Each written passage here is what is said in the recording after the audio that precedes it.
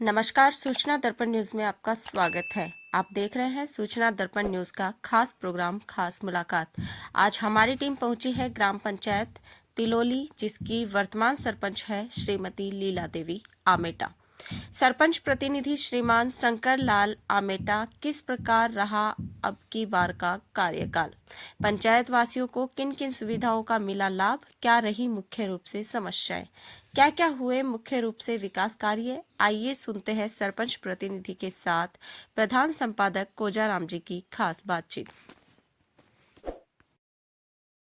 नमस्कार, आप देख रहे हैं सूचना दर्पण न्यूज़ का खास प्रोग्राम खास मुलाकात।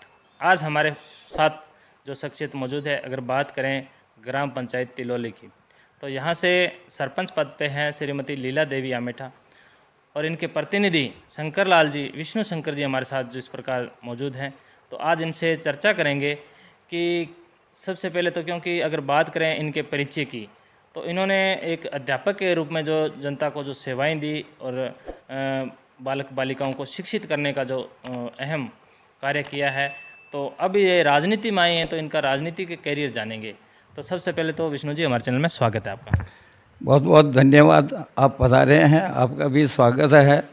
पहले मैं व्याख्याता पद से सेवानिवृत्त हुआ हूँ, उसके बाद ग्राम पंचायत तिलोली की जनता ने हमें चुन करके सेवा का मौका दिया है, इसलिए जनता के हम बार बार शीश नवा करके चरणों में धोख दे करके उनका हार्दिक स्वागत अभिनंदन करते हैं। क्योंकि ये मौका बहुत सू को नहीं मिलता, सभी चुनाव लड़ते हैं और जिसके भाग्य में लिखा होता है सेवा का मौका मिलता है। इसलिए से ग्राम पंचायत तिलोली की जनता का बहुत बहुत आभार, अभिनंदन, बहुत बहुत धन्यवाद। विष्णु शंकर जी, अगर बात करें ग्राम पंचायत की जनता ने आपको एक जिम्मेदारी पद जो आपके परिवार को सौंपा है सरपंच पद का, क्या राजनीति रही पहले से आपकी यहाँ की जनता में? पहले लोगों की हम सेवा करते थे, लोगों को हम ये कहते थे कि भाई तुम्हारे घास लाना है, खागला लाना है तो बिना ब्याज पैसे ले जाइए, लाइए और पैसे वापस जमा करा दीजिए। और मैं भी गरीब परिवार से था, कभी हम भी भूखे रहे तो लोगों को हमने अकाल के समय कहा कि कोई भूखा न सोए, 2 किलो अनाज होगा तो आधा आप ले जाना, आधा हम खाएंगे और आपकी सेवा करेंगे।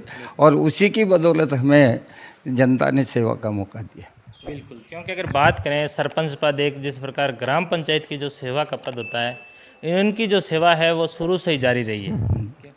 ये सेवा शुरू से जारी रही और उच्च माध्यमिक विद्यालय तिलोली से ही मैं व्याख्याता पद से रिटायर्ड हुआ। यहाँ की विद्यालय की दुर्दशा देख करके मैंने मन में विचार किया कि कई सवर्ण सीट का मौका आए हैं, तो हम इस विद्यालय की शिक्षा क्षेत्र में या विद्यालय के जितने भवन जर्जर हैं उनको ठीक कराए हैं। और भगवान ने हमें साथ भी दिया। हमारे यहाँ एक मद्रास की कंपनी ने हमें 25 लाख रुपए दे करके 2 विद्यालय में कक्ष बनाए और 80 लाख रुपए हमने DMFT फंड से प्राप्त करके ग्राम पंचायत तिलोली में विभिन्न गांवों में मजरू में हमने 10 कक्षों का निर्माण किया। इससे हमें विद्यालय और शिक्षा क्षेत्र में काम किया, उसके लिए हमें आत्मसंतोष है। जी, अगर बात करें आपके कार्यकाल की, आपका कुछ समय कांग्रेस कार्यकाल में गुजरा और वर्तमान में भाजपा सरकार है, विकास कार्यों को देखा जाए तो आपकी पंचायत को क्या मुख्य रूप से देन रही? क्योंकि आपने बताया शिक्षा के क्षेत्र में तो जिस प्रकार कक्ष है तो इनका आपने निर्माण करवाया, लेकिन अन्य क्षेत्र में जैसे पेयजल की सुविधाएं हैं, सड़कें हैं, उसके क्षेत्र में क्या विकास हुआ? हमें नियमानुसार कांग्रेस सरकार में भी जो पैसा मिलना चाहिए मिला है और उसका हमने अधिकतर सदुपयोग किया है और अच्छा काम किया है। और CC रोड, CC ब्लॉक हमने बनाए हैं। और जितना हम सोच करके इस राजनीतिक क्षेत्र में एक अच्छा काम करेंगे वो काम हम नहीं कर पाए हैं, क्योंकि राजनीतिक विषमताएं हैं, बहुत सी बातें हैं, उनके कारण हम ये नहीं कर पाए। 2 साल हमारे कोरोना के निकल गए, वो भी हमारा एक माइनस पॉइंट रहा। और 1 साल हमें समझने में लगा और अब ठीक हमारे पक्ष की बात हो रही, सरकार आई तो हमारा कार्यकाल बहुत कम रहा। तो जितना हम विकास करना चाहते हैं नहीं कर पाए इसके लिए। तो अब आपकी डबल इंजन की सरकार बन चुकी है, चाहे अगर बात करें राज्य सरकार है और केंद्र में भी आपकी सरकार है, तो अब कैसी आशा अपेक्षा रहेगी ग्राम पंचायत की? आशा तो बहुत है कि हमें अच्छे पैसे मिले, विधायक कोटे से भी मिले, सांसद कोटे से भी मिले और ऐसी योजना है उसमें पैसे मिले। लेकिन डबल इंजन की सरकार है, लेकिन समय कम है, यानी समय पटरी रूपी समय हमारे पास इतना कम है कि हम 6 महीने बाद चुनाव होने जा रहे हैं। इसलिए काम जितना होगा हमारी शक्ति क्षमता से हम काम करेंगे और काम करने में हम विश्वास रखते हैं। बिल्कुल। अगर बात करें अपने सरपंच साहब भी जो श्रीमती लीला देवी जी हैं, ये एक महिला हैं। महिला होने के नाते महिला रोजगार की तरफ बात करें या बालिका शिक्षा को बढ़ावा देने के लिए क्या प्रयास रहे हैं? हम शिक्षा के क्षेत्र में भी हमारी एक योजना है, जो बच्चे शिक्षा से नहीं जुड़े हैं उनके घर जाते हैं, उनको हम ड्रेस देते हैं, बस्ता देते हैं, उनकी समस्या को हल करने की कोशिश करते हैं। सरपंच तो ये लीला देवी अमेटा है, हम तो उनके निर्देशानुसार कार्य करते हैं। और वो हम पति पत्नी के रूप में भी हैं, जो एक दूसरे का भरपूर सहयोग करके काम करते हैं। बिल्कुल बिल्कुल, ये बहुत अच्छी बात है। शाम को बैठ करके हम विचार करते हैं कि कल कौन सा काम करना है, और उनकी पूर्ण राय लेकर के ही हम उस काम को आगे बढ़ाते हैं। और आज जिस पद पे आप विराजमान हैं, तो ये एक मतलब जैसे आपसी जो मेल मिला और आपके जो विचार हैं वो एक रूपता होने के कारण ही आज देखो हर चीज़ है। पति पत्नी है, भगवान की कृपा से विचारों में भी मतभेद नहीं है, और उसी हिसाब से पत्नी हमें सौभाग्यशाली मिली, भाग्यशाली मिली, जो आज हम सरपंच इनकी सेवा करने का हमें मौका मिला। और ये मौका बहुत को कम मिलता है। और एक मैं आपसे ये भी निवेदन करना चाहता हूँ कि आज दिन तक जितने भी हमने हस्ताक्षर किए हैं, मेरी पत्नी ने किए, हमने फर्जी हस्ताक्षर कहीं नहीं किए। हमारी एक उपलब्धि हम ये भी मानते हैं कि हर कोई साइन हम नहीं करते हैं, पत्नी के साइन पत्नी करती। बिल्कुल, ये एक अगर बात करें पंचायती राज की, जो सरकार ने जिस प्रकार 50% जो आरक्षण दे रखा है महिलाओं को, लेकिन अधिकतर यही होता है कि जो जिस प्रकार प्रतिनिधि है वही भूमिका अदा करते हैं। लेकिन ऑन कैमरा आज विष्णु शंकर जी ने ये बताया कि ये इनका रिकॉर्ड रहा है कि आज तक एक भी साइन इन्होंने मतलब खुद ने नहीं किया। बिल्कुल ऐसा सही है, हमने साइन नहीं किए हैं, और जो भी साइन है आपके केस बुक है, ये जन्म मृत्यु प्रमाण पत्र, सभी पर साइन नहीं किए, एक भी किसी तरह का हम, क्योंकि लोगों के सामने एक उदाहरण रखें कि भाई वास्तव में ईमानदारी से भी काम किया जा सकता है। और अपन उनका अधिकार का अगर हनन करें तो नारी जो 50% आरक्षण वाली, वो एक तरह से अतिक्रमण होने वाली बात हो जाती है। मना तोड़ करते हैं, एक भाई आप करो, तो भी एक अतिक्रमण नहीं होना चाहिए। और जो सरकार की मंशा है, देश की मंशा, वो आगे बढ़नी चाहिए। विष्णु शंकर जी, अगर बात करें, मोदी जी का एक सपना था कि देश को भ्रष्टाचार मुक्त करना। आपकी नज़रों में अगर बात करें, भ्रष्टाचार पे कितना अंकुश लगा है? भ्रष्टाचार पे हाई लेवल पर तो अंकुश लगा है, नरेगा में भी अंकुश लगा है। क्योंकि मैं छोटा था, मेरे को याद है, यहाँ चिट्टा बांटने के लिए पटवारी और तहसीलदार या कोई भी आते थे, बाहर हमारे जैसे खड़े रहते थे, वो मज़दूरों को पैसे देते ही वो ले लेते थे, तेरे इसके इतने पैसे इतने। और मेरे अंदाज से उस समय मज़दूर घर पर 1 रुपया भी नहीं ले जाते थे, और आजकल डायरेक्ट उसके खाते में पैसा आता है, और पैसे का कहीं पर भी 100 में से 100% मज़दूरों को पैसा मिलना चाहिए, मिल रहा है।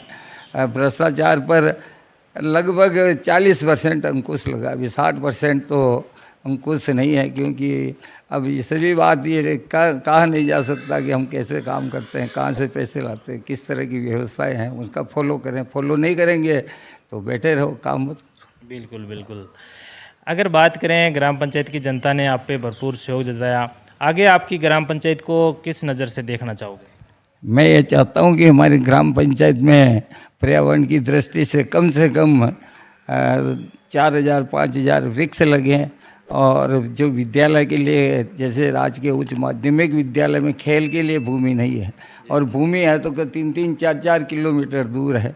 हम प्रयास कर रहे हैं कि पास में भूमि मिले, खेल के लिए अच्छे ट्रैक्स बने, और इसके लिए अच्छी बातें हों, और गांव में साफ सफाई रहे, और कहीं भी गंदगी नहीं रहे, लोग सफाई के मिशन से जुड़ें। और ज़्यादा से ज़्यादा हमारा ये प्रयत्न है कि शौचालय का उपयोग करें, खुली जगह में शौच के लिए नहीं जाएं। इस तरह के हम लोगों से, और एक हर घर में जो पढ़ने लायक बच्चे हैं पढ़े, ये हमारी सबसे, बच्चे भी पढ़े और बच्चे भी पढ़े। विशेषकर जो गरीब परिवार है उनके अभी तक नामांतरण 3 पीढ़ी से नहीं खुले हैं, पंजीयन नहीं हुआ है, वो काम भी होए। और सभी कर्मचारियों से हाथ जोड़ करके निवेदन है कि एक लक्ष्य बनाए कि 5 गरीब परिवारों का हम महीने में फ़ायदा करेंगे, उनका काम करेंगे तो काम हो जाएगा। बहुत से आदमी का तो काम प्रभाव से हो जाता है, वो साथ दे लेकर के काम कर लेते हैं, और बहुत से गरीब बेचारे ठोकरे खाते हैं, उनकी कोई नहीं सुनता है। मेरा अनुभव है, कालबेलिया है, भील है, ऐसी के अभी तक ऐसे 3 पीढ़ी से नामांतरण चल रहे हैं जो नहीं खुल पाए। हमने प्रयास किया है, 200 के नामांतरण हमने खुलाए। बिल्कुल बिल्कुल, ये सबसे बड़ी देन रही है, क्योंकि अगर बात करें जो प्रभावशाली लोग हैं वो तो अपना काम निकलवा लेते हैं, जैसे साम दाम दंड भेद किसी प्रकार से, लेकिन जो निम्न तबके के लोग हैं, जिस प्रकार गरीब लोग हैं, तो उनको कहीं ना कहीं एक सहारे की ज़रूरत होती है, और आपके प्रयास हमेशा उस ओर रहे हैं। तो सरपंच साहब, आपको जिम्मेदारी का पद मिला, लोगों ने मान सम्मान रखा, क्या कहना चाहोगे यहाँ के ग्रामवासियों को? बहुत बहुत धन्यवाद। तो सर, जिस प्रकार अपने बात करें, आपकी जनता ने यहाँ पे बिल्कुल आप पे विश्वास जताया और ग्राम पंचायत की जिम्मेदारी सौंपी, क्या कहना चाहोगे हमारे चैनल के माध्यम से जनता को? हम जनता से निवेदन करना चाहते हैं कि हमेशा अगर ईमानदारी से काम करें तो जीवन भी अच्छा रहेगा। जैसे नरेगा में जाएं और 50 तगारी मिट्टी डाल दें, स्वास्थ्य अच्छा रहेगा। ब्लड प्रेशर है, शुगर है, और इस बीमारी से भी बचाव होता है, स्वास्थ्य अच्छा रहता है। और बाबा रामदेव ने कहा कि शरीर का जो धर्म है वो थकान है। दिन में एक बार थकान आ जाती है, वो शरीर लगभग 90% सुरक्षित और स्वस्थ रहता है। इसलिए मैं जनता से हाथ जोड़ करके निवेदन करना चाहता हूँ कि श्रम से जीव नहीं चुराना चाहिए और मेहनत करना चाहिए, और मेहनत ही सफलता और शारीरिक तंदुरुस्ती रहने का एक कारण है। और अपने बच्चों को पढ़ाना चाहिए, और कम से कम अपने जीवन में 2 पेड़ ऐसे लगा के जाए जो पीछे वाले लोग याद करें, भाई मेरे दादाजी ने, मेरे पापा ने या मेरी मम्मी ने ये 2 पेड़ हमारे लगाए। ये मैं निवेदन करना चाहता हूँ। बिल्कुल। तो ये थे हमारे साथ तिलोली ग्राम पंचायत के सरपंच साहब और सरपंच प्रतिनिधि श्रीमान विष्णु शंकर जी अमेटा, जिन्होंने बताया कि ग्राम पंचायत में काफ़ी स्तर पर जिस प्रकार जो विकास कार्य हुए हैं और इनकी जो सीख है ग्रामवासियों के लिए वो भी एक सराहनीय है। तो सर, हमारे चैनल में 10 मिनट टाइम देने के लिए बहुत बहुत धन्यवाद। बहुत आपको पधारे हैं, आपका भी हम हार्दिक धन्यवाद अर्पित करते हैं। जय भारत, जय हिंद।